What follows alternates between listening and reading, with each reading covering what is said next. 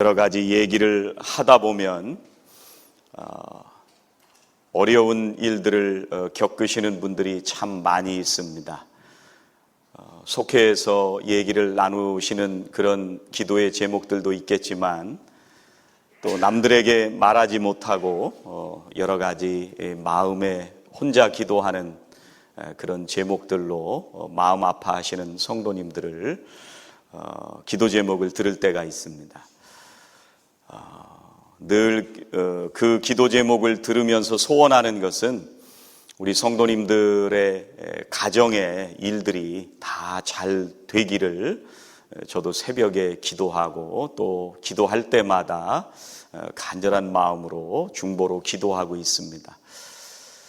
이제 올해가 이제 9월 지금 지나가고 있는데 마지막 12월까지 여러분들의 가정의 모든 문제들이 잘 해결되고 또 자녀들이 이 땅에서 잘 살고 또 여러분의 경제적인 문제들이 주님 은혜 안에서 다 해결되고 또 여러 가지 마음의 아픔과 어려움들을 가지고 살아가시는 분들에게는 그 모든 일들이 주님의 은혜 안에서 해결되는 그런 축복이 있으시기를 주의 이름으로 축원합니다. 오늘 말씀의 24절에 그런 말씀을 하십니다. 지경을 넓혀주시겠다, 그런 말씀을 하십니다.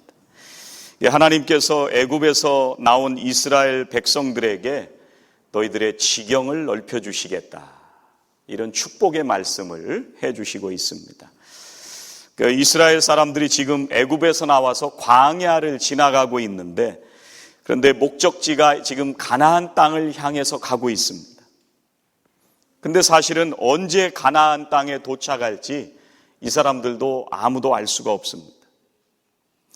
그리고 그 가나안 땅에는 그냥 평안하게 들어갈 수 있는 것이 아니라 그 땅에는 이방 민족들이 살아가고 있는데 그 사람들을 잘 물리칠 수 있을지 이것도 미지수입니다. 그래서 오죽하면 성경에 보면 거기 그 땅을 정탐했던 사람들이 그곳에는 기골이 장대한 아주 큰 사람들이 살고 있고 우리는 마치 메뚜기와도 같아, 이런 얘기를 정탐꾼들이 보고를 하기도 했습니다. 이스라엘 민족이 오늘 24절 말씀에서 하나님께서 너희들의 지경을 넓혀주시겠다, 어쩌면 이것은 정말 믿기 어려운 기적 같은 얘기를 지금 말씀하시는 겁니다. 더더군다나 이 이스라엘 사람들이 깜짝 놀랄 수밖에 없었던 이유는 이 지경이 넓혀주시겠다고 하는 이 약속은 믿음의 조상들도 눈으로 보지 못했던 약속입니다. 그래서 아브라함도 이 약속은 분명히 받았지만 땅을 받지 못하고 죽었습니다. 기근에 쫓겨서 애굽 땅으로 피신하기도 하고 또 블레셋 땅에 가서 살기도 했습니다. 또 이삭과 야곱도 늘 옮겨 다니는 그런 삶을 살았습니다. 어떻게 보면 옮겨 다니면서 살았다기보다는 쫓겨 다니면서 살았다는 말씀이 맞을 것입니다. 그런데 어떻게 이 이스라엘 민족을 향해서 하나님께서 너희의 지경을 넓혀주시겠다, 이 기적과도 같은 얘기입니다. 믿기지 않는 얘기입니다. 하나님께서 이렇게 이스라엘 백성들에게 지경을 넓혀주시겠다고 하는 약속의 말씀을 주시는데 오늘 이스라엘 백성들에게 하시는 하나님의 말씀을 통해서 어떻게 하면 지경을 넓혀주시겠다 약속하시는 하나님의 이 기적과 같은 은혜를 우리도 오늘 누리면서 살아갈 수 있을까? 오늘 말씀을 통해서 함께 묵상하기를 원합니다. 이 원리들을 우리 성도님들이 함께 말씀을 통해 묵상하시면서 하나님의 이 놀라우신 기적의 은혜를 여러분들의 가정의 것으로 삼으시기를 주의 이름으로 축원합니다. 제일 첫 번째 이 약속을 우리가 은혜로 누리게 되는 것은 말씀하시는 대로 따라야 됩니다. 말씀하시는 대로 따르라. 오늘 24절 다시 보겠습니다. 내가 이방 나라들을 내 앞에서 쫓아내고 내 지경을 넓히리니, 이렇게 약속하시는데 하나님께서 이방 나라들을 내쫓으시겠다고 말씀하십니다. 대신해서 싸워주시겠다고 그렇게 말씀하십니다. 그러면 우리가 어떻게 할 때 하나님께서 이 기적의 약속을 이루어 주실 것인가? 바로 앞에 23절 말씀을 보시면 너희의 남자는 매년 3번씩 주 여호와의 이스라엘의 하나님 앞에 보일지라 이렇게 말씀을 하십니다. 1년에 3번 하나님 앞에 보이면 그러면 하나님께서 이 기적과 같은 약속을 너희들에게 주시겠다고 말씀하십니다. 오늘 말씀해 보면 하나님께서 이스라엘 자손들에게 애굽으로부터 구원받은 날을 기념하는 이 무교절을 지켜라. 이게 유월절이라는 말입니다. 같은 말인데 무교절을 지키라고 18절에서 말씀하시고 또 이제 77절 이 밀을 거두는 시기를 지켜라, 맥추절을 지켜라 이렇게 말씀을 하시고 그리고 세 번째는 수장절을 지키라 이렇게 말씀하시는데 이것은 초막절이라고 하는 절기입니다. 이 이스라엘 백성들이 400년 동안 애굽에서 노예 생활을 하면서 떠돌이 생활을 했습니다. 그리고 이제 40년 동안 광야를 지나가게 됩니다. 집도 없이 자기의 재산도 없이 그저 장막을 접었다 폈다 하면서 계속 이동하면서 가나안 땅까지 가고 있는 중입니다. 그런데 하나님께서 가나안 땅에 들어가게 되고 지경을 넓혀주시겠다 이런 약속을 하시는 겁니다. 얼마나 감격스러운 말씀입니까? 더더군다나 하나님께서 이 이스라엘 자손에게 가나안 땅에 들어가면 집을 짓고 거주하게 된다고 그렇게 말씀을 하십니다. 뭐 집 짓고 사는 게 집 안에 들어가서 사는 것이 뭐 그렇게 대단한 일입니까? 그런데 40년 동안 광야에서 천막을 치고 걷고 또 치고 걷고 하던 사람들에게 정착해서 집에 들어가 살게 된다고 하는 것은 기적 같은 일입니다. 얼마나 감사했을지 모릅니다. 꿈 같은 얘기입니다. 그리고 가나안 땅에 정착해서 농사 지어서 먹고 살게 해주시겠다고 말씀하십니다. 이 광야에서 40년 동안 떠돌이 생활을 하던 사람들에게 한 곳에서 농사를 지으면서 먹고 산다고 하는 일들은 기적입니다. 그리고 오늘 우리가 읽은 말씀은 18절 말씀부터 읽었는데 오늘 말씀의 1절부터는 무슨 말씀이 있냐면 모세가 10계명을 받는 그런 말씀입니다. 1계명부터 10계명까지 말씀을 주시고 이 계명을 잘 지켜 살아라 그렇게 말씀하십니다. 하나님의 계명을 잘 지켜서 살아가고 하나님이 말씀하시는 이 절기를 잘 지켜서 살아갈 때 하나님께서 하라고 말씀하시는 그대로 그 말씀을 따라갈 때 지경을 넓혀 주시겠다 약속하십니다.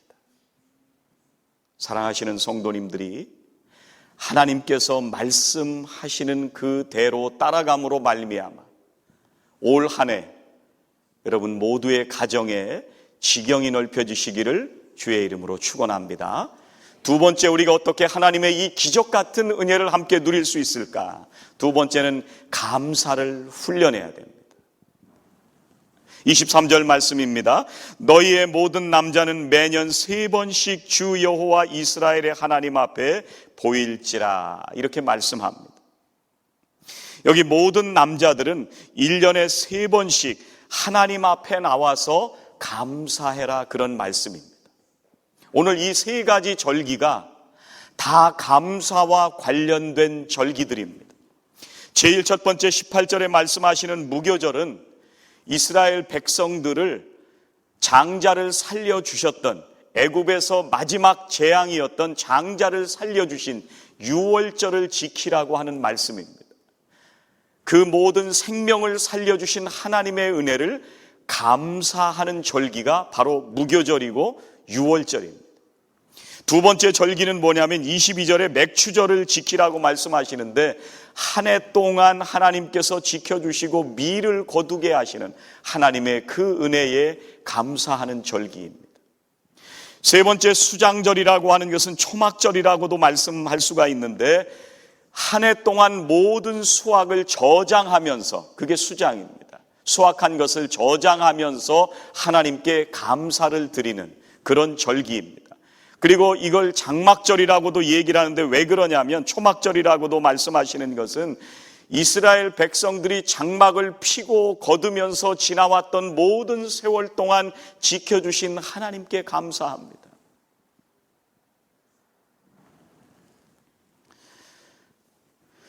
여러분, 왜 하나님께서 이렇게 모든 이스라엘 백성들에게 감사의 절기를, 이 세 가지 절기를 지키라고 말씀하시느냐?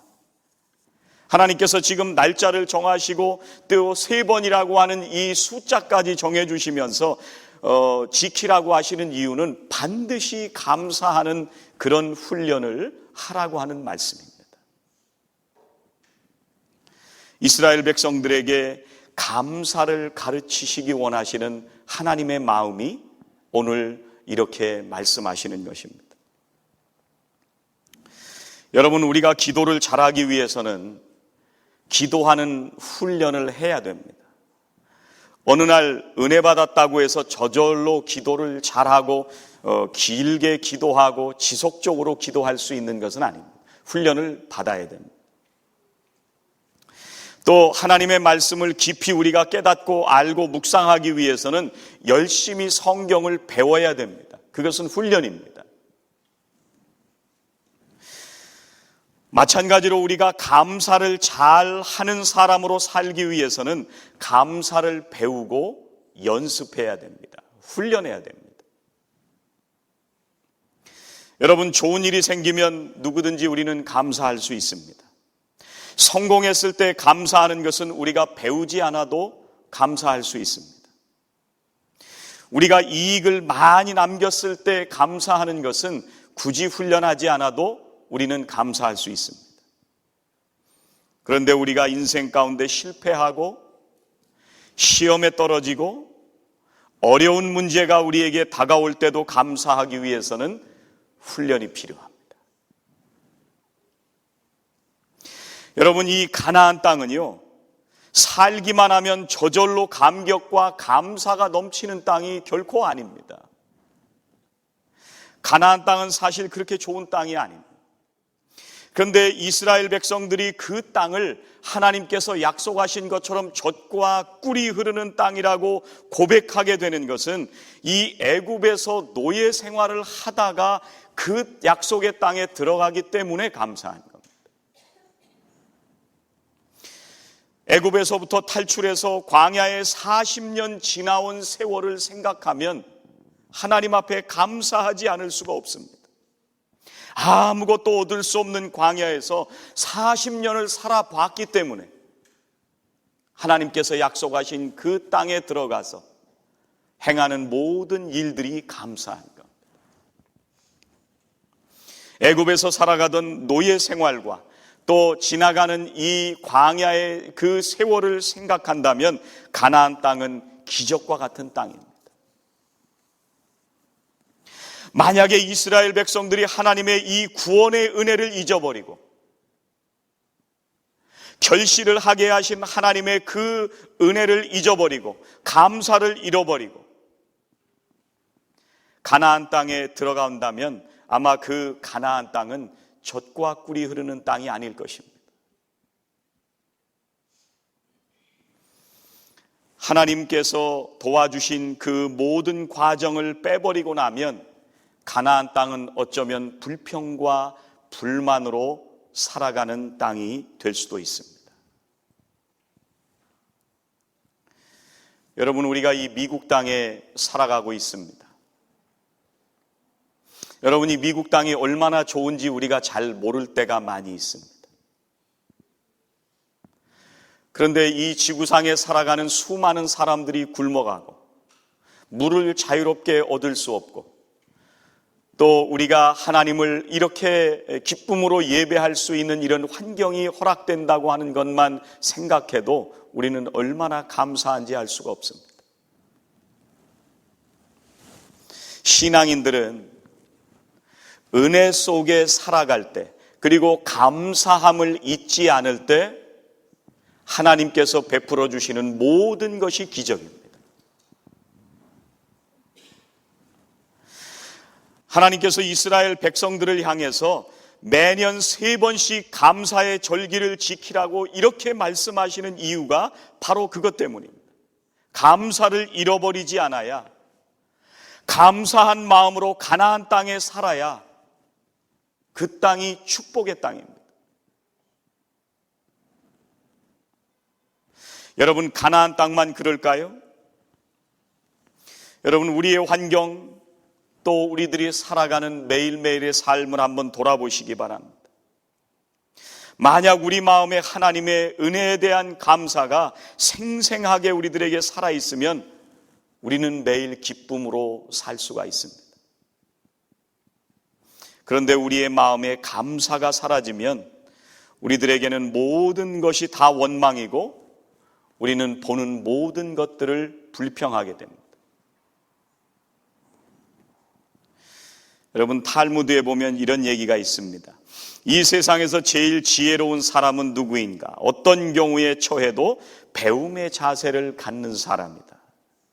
이 세상에서 제일 강한 사람은 누구인가? 자신과의 싸움에서 이기는 사람이다. 그리고 이 세상에서 제일 행복한 사람은 누구인가? 지금 이 모습 그대로를 감사하면서 사는 사람이다.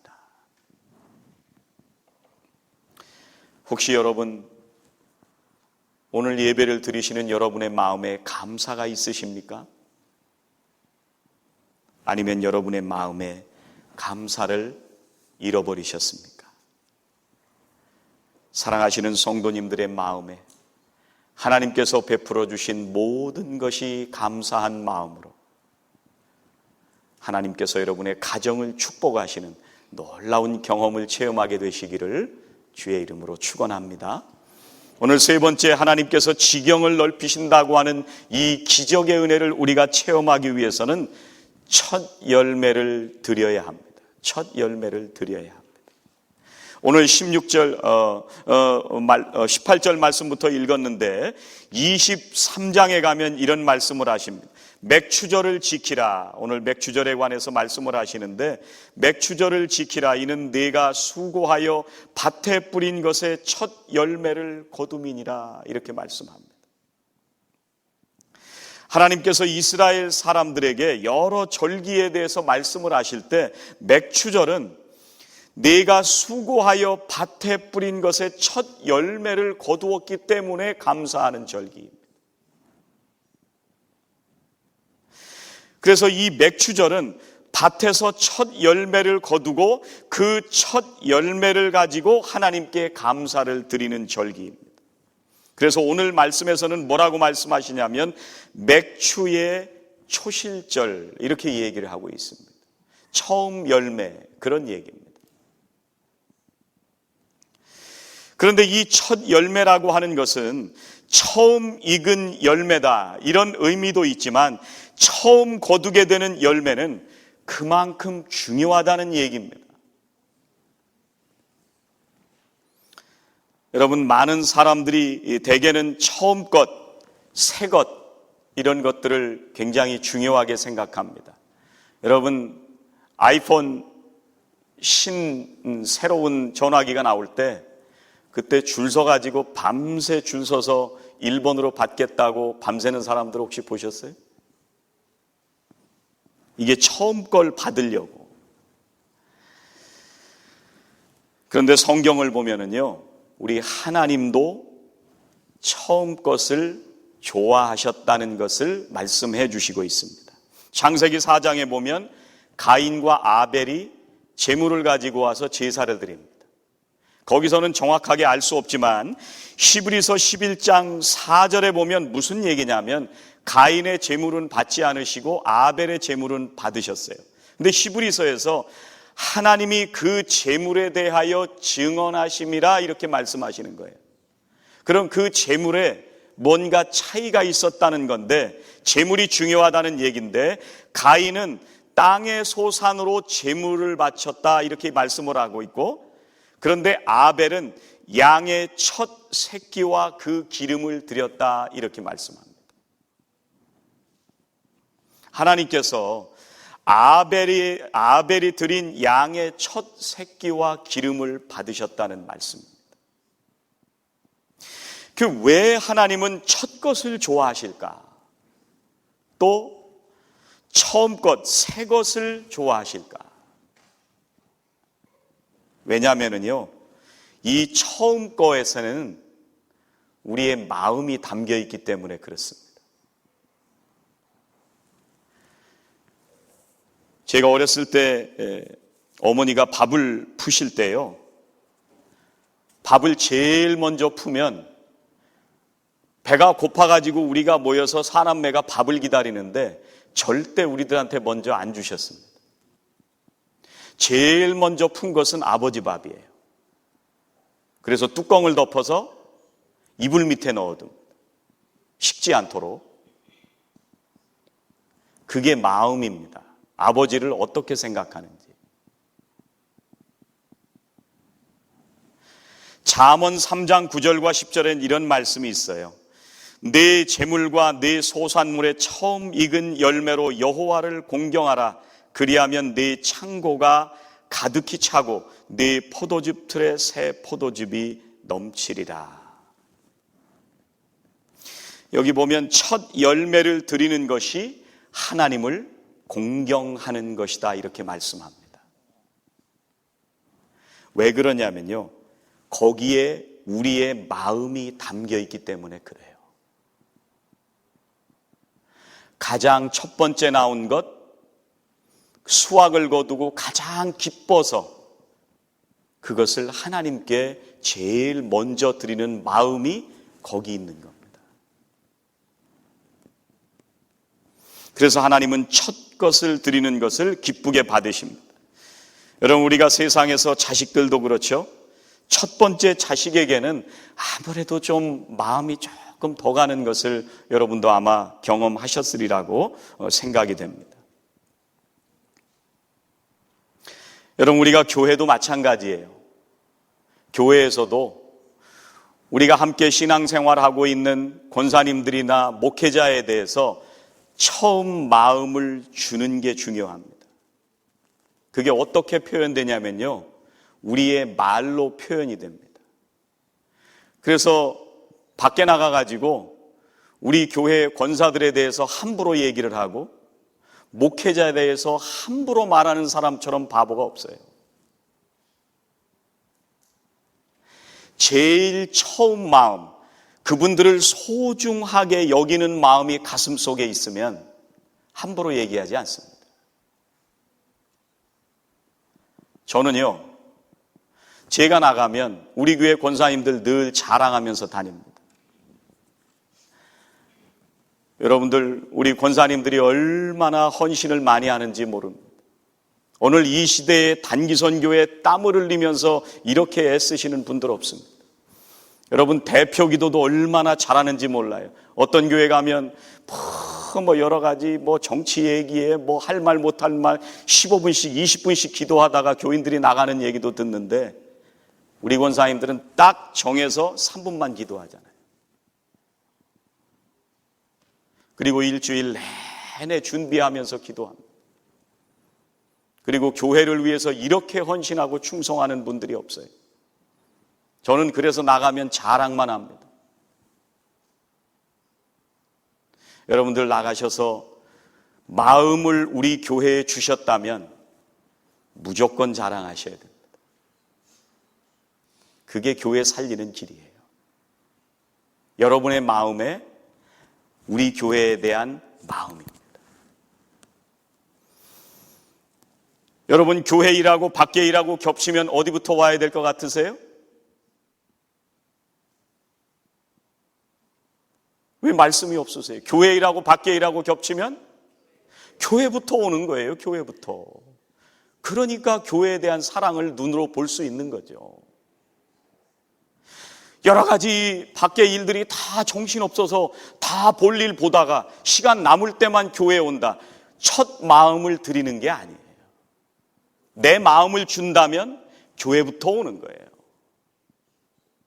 여러분들의 모습을 통해서 교회를 사랑하는지 아닌지를 볼 수 있는 거예요.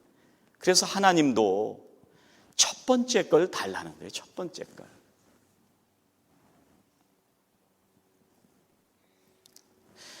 혹시 여러분 하나님께 대해서 처음 열매를 드리고 계십니까?